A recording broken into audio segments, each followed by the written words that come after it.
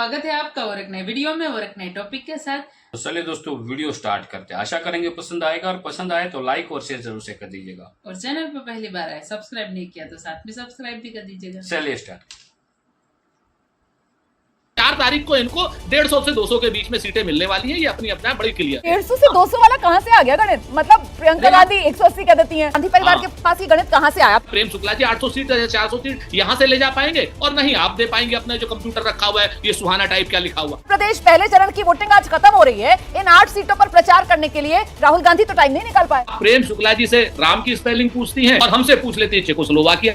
तो आप ये नहीं कहना चाह रही आप भारतीय जनता पार्टी की निर्लज्जता को बचाना चाहती? आप सर अपने बचाव में मुझे कटघरे में खड़ा करने लगे हैं कि मैं बीजेपी की प्रवक्ता बन गई। मैं समझ रही हूँ आपकी मुश्किल। मामले में सर, कठुआ वाले मामले में सर, कांग्रेस जो है वो एक्सपोज हुई है सर। जय श्री राम भाइयों, तो स्वागत है आपके अपने चैनल जालिम दुनिया में। तो आज की एक और डिबेट देखने वाला है, बहुत ही शानदार, क्योंकि आज की डिबेट में कांग्रेस के प्रवक्ता सुरेंद्र राजपूत की आज डिबेट में अच्छी तरीके से क्लास लगने वाली है। क्योंकि आए तो वो कांग्रेस को डिफेंड करने, लेकिन डिफेंड करने के चक्कर में वो अपनी ही पार्टी के पोल खोल दिए और उसके बाद में एंकर ने भी उनको छोड़ा नहीं और डिबेट में दोनों की तू में भी हो गई। तो आज की ये वीडियो बड़ी शानदार होने वाली है, तो आप प्लीज वीडियो को अंत तक जरूर देखिए। और अगर आप हमारे चैनल पे पहली बार आए तो हमें एक लाइक सब्सक्राइब कमेंट जरूर कीजिए।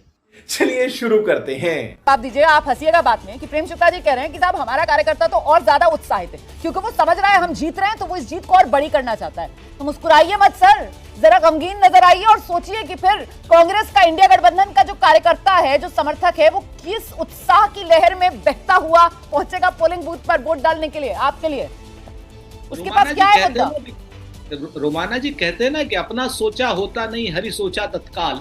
अभी आज की डेट में मुद्दों की बात छोड़ दीजिए। मुद्दे तो देखिए, अग्निवीर है, बेरोजगारी है, महंगाई है, क्या नहीं है मुद्दा आप हमको बता दीजिए। मुद्दे की अगर बात कीजिएगा तो भारतीय जनता पार्टी को 5 सीट नहीं मिलनी चाहिए। बहुत साफ सी बात समझ लीजिए, क्योंकि झूठ, छल, कपट, प्रपंच और ये छोटे लोगों, प्रेम शुक्ला जी हम जैसे कार्यकर्ताओं के द्वारा नहीं, प्रधानमंत्री जी के द्वारा झूठ बोला जा रहा है। लगातार प्रधानमंत्री जी धर्म के पीछे छुप रहे हैं। तो मुद्दे तो छोड़ दीजिए, हम आज मुद्दे के लिए ना तो बड़ी मस्ती की बहस के लिए बैठे हैं। अभी प्रेम शुक्ला जी 400 नहीं 800 सीट ले जाएं, हमें कोई बहुत परेशानी नहीं है, क्योंकि ना प्रेम शुक्ला जी 800 सीट 400 सीट यहां से ले जा पाएंगे और नहीं आप दे पाएंगे अपना जो कंप्यूटर रखा हुआ है, ये सुहाना टाइप क्या लिखा हुआ। तो यहां से नहीं, कंप्यूटर से वो 4 तारीख को मिलेगी सीटें और 4 तारीख को इनको 150 से 200 के बीच में सीटें मिलने वाली हैं। ये अपनी अपना बड़ी क्लियर है। हम तो यहाँ पर एक चीज कह रहे हैं, 150 से 200 वाला कहां से आ गया गणित? मतलब प्रियंका गांधी 180 कह देती हैं, राहुल गांधी कह रहे हैं कि मैं तो कुछ दिन पहले तक तो सोच रहा था शायद 180, लेकिन अब तो मुझे 150 ही लग रहा है। ये बताइए ना मुझे प्लीज, ये गांधी परिवार के पास ये गणित कहां से आया? फिर मैं प्रेम शुक्ला जी से इसका जवाब लूंगी। पहले आप बता दीजिए। मैं रुमाना जी, आप अपने घर सहारनपुर होकर के आओ, आपको पता चल जाएगा कहां से आया। आप एक बार होके आओ ना, आपका तो परिवार बहुत बड़े परिवार से नाता रखता है ना, सहारनपुर की बगल से। तो जो घर को लेकर आप मुझे घेर रहे थे ना, अब मुझे एक जवाब दीजिए आप। और मेरा घर सहारनपुर, आपने आज नेशनल टेलीविजन पर बैठकर बता दिया है कि मेरा घर सहारनपुर में है, लेकिन मुझे बताइए, यहाँ दिल्ली में स्टूडियो में बैठकर जब मैं काम कर रही होती हूँ तो मैं देखती हूँ घर में मेरे प्रचार करने के लिए मोदी जी से लेकर योगी जी तक सब जा रहे हैं। और वहीं आपकी पार्टी के नेता, जिनका भी नाम गिना रहे थे आप, उत्तर प्रदेश पहले चरण की वोटिंग आज खत्म हो रही है। इन 8 सीटों पर प्रचार करने के लिए राहुल गांधी तो टाइम नहीं निकाल पाए। अब मेरे घर पर तो मुझे ये भी नजर आता है, इसे देखूं या देखा कर दूं? कैलाशपुर में, सहारनपुर में प्रियंका गांधी जी का जितना बड़ा ऐतिहासिक रोड शो हुआ है रोमाना, उतना ऐतिहासिक रोड शो तो आज तक किसी का नहीं हुआ। आप भी जानती हैं इस बात को। प्रियंका गांधी जी वहां चुनाव प्रचार करने के लिए गए, हमारे प्रत्याशी ने जिस को मांगा वो हमने उनको दिया। हमारे सवाल ये इसलिए बड़ा हो जाता है क्योंकि ऐसा लगता है जैसे उत्तर प्रदेश को लेकर कांग्रेस पार्टी में उदासीनता है, खासतौर से पश्चिमी उत्तर प्रदेश की 8 सीटें जहां पर फाइट में नजर ही नहीं आई ना। मतलब आपने पूरा का पूरा दारोमदार समाजवादी पार्टी पर ही छोड़ दिया कि भाई ठीक है, 8 में से 7 सीटों पर तुम्हारे उम्मीदवार हैं, तुम ही संभाल लो। आप बड़ी चतुराई से सुप्रीम कोर्ट की बहुत बड़ी लॉयर के तरीके से प्रेम शुक्ला जी के जो आरोप हैं उनको बचा रही हैं कि हम उन पे जवाब न दे सकें। मैं आपको फिर से कहता हूं कि कल राहुल गांधी जी की रैली है अमरोहा में, क्या नाम, कल राहुल गांधी जी और अखिलेश यादव जी की संयुक्त सभा थी, संयुक्त प्रेस कॉन्फ्रेंस थी गाजियाबाद में। दिखाई सर, पूरी दिखाई। उसी में तो उन्होंने वो 150 वाली बात कही थी जिसको लेकर मैंने आपसे पूछा कि कहां से आ रहा है ये बजट। जी जी जी जी, कहिए जल्दी से अपनी बात बोलिए। आप प्रेम शुक्ला जी से राम की स्पेलिंग पूछती हैं, क्या नाम, राकेश जी से पूछ लेती हैं सीता की स्पेलिंग और हमसे पूछ लेती है चेकोस्लोवाकिया की। तो मसला बड़ा वो गंभीर आरोप लगा। राजपूत जी जो है आ गए सर, सुरेंद्र राजपूत जी आते हैं। रखते हैं कि मुझे बोलने नहीं दिया जा रहा है, मुझे राम हाँ, राम पर सवाल आप राम पर सवाल पूछ ले रही मुझसे, जिकोस्लाविया की स्पेलिंग उनसे पूछ ले रही हैं। अरे भाई राजपूत जी, आपसे जिकोस्लाविया नहीं राम की स्पेलिंग पूछ लेते हैं, आप मुझे जिकोस्लाविया की जगह जो है राम की स्पेलिंग पूछ लेते हैं। आप कृपा करके मुझे बताइए ना कि 2017 के चुनाव में भी तो आप उत्तर प्रदेश में जो है विधानसभा में कह रहे थे कि हम सरकार बना लेंगे, 7 सीट पे आ गए। अभी 2022 के चुनाव में आप कह रहे थे कि हम सरकार बना लेंगे, 2 सीट पर आ गए। तो इसमें जो है रोमाना जी की गलती है। बारंबार आप बड़ी बड़ी बातें करते हैं, लेकिन उन बातों का परिणाम क्या होता है? अभी श्रीमान राहुल गांधी कह रहे हैं भारतीय जनता पार्टी 100 सीट नहीं क्रॉस करेगी।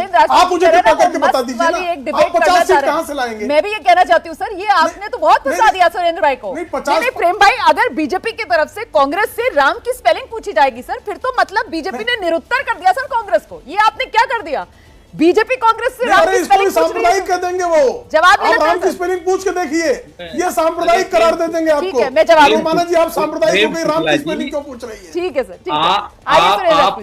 आप तो प्रभु श्री राम के पुजारी हैं, हम लोग प्रभु श्री राम के वंशज हैं। एक चीज को, इस चीज को जानिए। एक अहंकार जो आप लोगों को आ गया ना, जो आपके माथे पर अहंकार बोल रहा है, याद रखिए इस अहंकार का तो बदला जो था वो रावण को भी मिला था।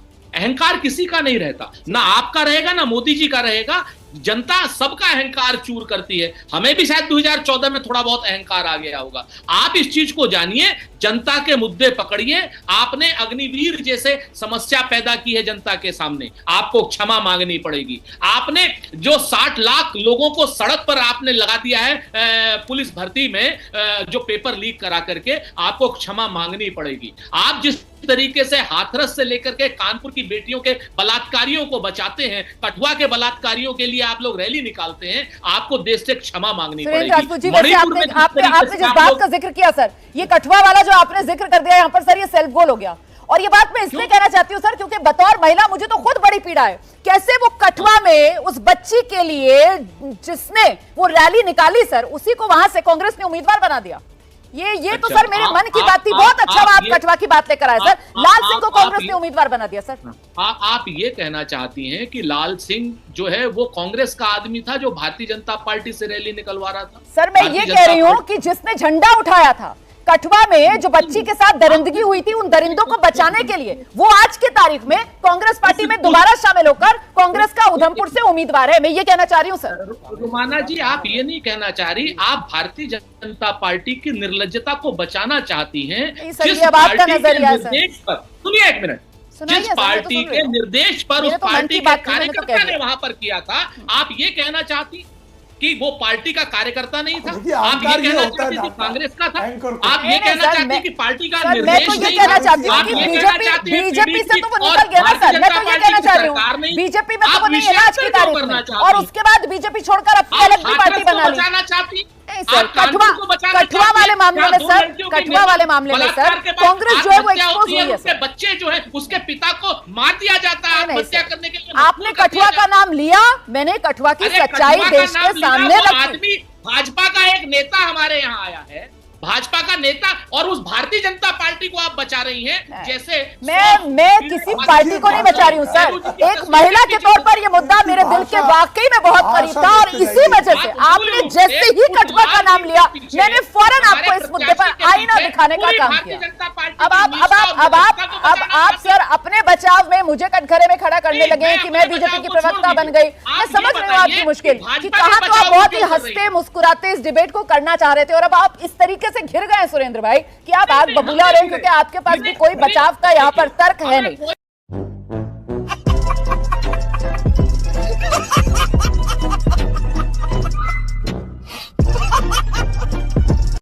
वीडियो में अंत तक बने रहने के लिए बहुत बहुत धन्यवाद। उम्मीद है आपको ये वीडियो पसंद आई होगी। अगर आपको ये वीडियो पसंद आती है तो एक लाइक कीजिए, कमेंट कीजिए, और अगर आपको कांग्रेस के प्रवक्ता के बारे में अपनी कुछ राय रखनी है तो हमें कमेंट सेक्शन में जरूर बताइए। हम आपसे जल्द मुलाकात करेंगे नेक्स्ट वीडियो में। थैंक यू दोस्तों, वीडियो को यहाँ तक देखने के लिए। और तो वीडियो आपको कैसी लगी कमेंट में लिख कर जरूर बता दीजिएगा। फिलहाल आपसे विदाई ले रहे, मिलेंगे और अपने वीडियो में आपके साथ। टिल देन, जय हिंद, जय भारत।